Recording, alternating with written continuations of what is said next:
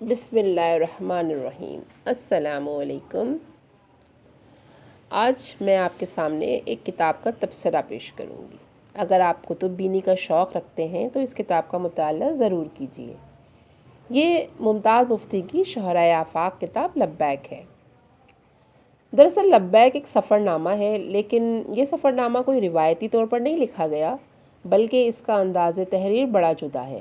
اگر یہ کہا جائے تو ہرگز بیجا نہ ہوگا کہ اس سفر نامے میں ظاہری سفر کے حالات کی بجائے باطنی اور روحانی سفر کی منظر نگاری کی گئی ہے۔ یہ ممتاز مفتی کا وہ سفر حج ہے جو انہوں نے 1968 میں قدرت اللہ شہاب اور ان کی اہلیہ کے ساتھ کیا۔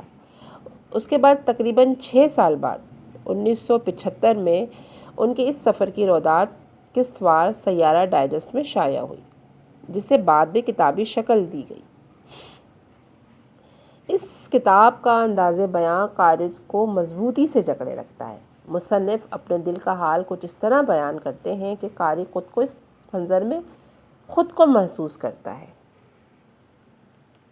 ممتاز مفتی کی یہ کتاب سب سے زیادہ پڑھی جانے والی کتابوں میں سے ایک ہے۔ اس عمدہ اور منفرد سفر نامے میں انداز تحریر کی چاشنی کے ساتھ سچ کی کڑواہٹ بھی ہے، اور کہیں طنز میں چھپے ننھے منھے تیر بھی ہیں۔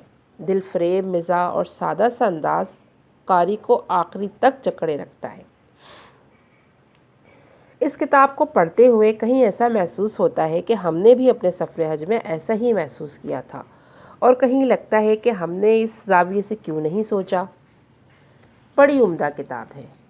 پڑھتے ہوئے انسان کو کچھ روحانی تازگی ملتی ہے۔ ہاں، کچھ فقرے اور جملے متنازع بھی ثابت ہوئے اور کچھ مبالغہ آرائی بھی اس کتاب کا حصہ ہے، لیکن اس کا اسلوب اتنا عمدہ ہے کہ قاری یقین کرنے پر مجبور ہو جاتا ہے۔ یہ کتاب ممتاز مفتی کی روحانیت کے سفر کا ایک سنگ میل ہے۔ یہ کتاب آپ بھی ضرور پڑھیے۔ اس کتاب کی مدد سے نہ صرف آپ لطف اندوز ہوں گے، بلکہ آپ کو روحانی تسکین بھی حاصل ہوگی۔ شکریہ۔ اللہ حافظ۔